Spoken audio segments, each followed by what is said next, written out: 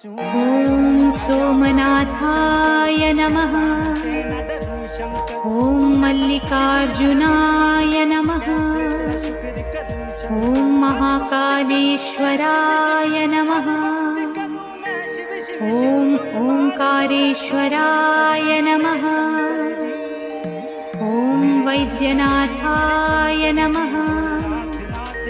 ॐ भीमशंकराय नमः। ॐ रामेश्वराय नमः। ॐ नागेश्वराय नमः। ॐ विश्वेश्वराय नमः।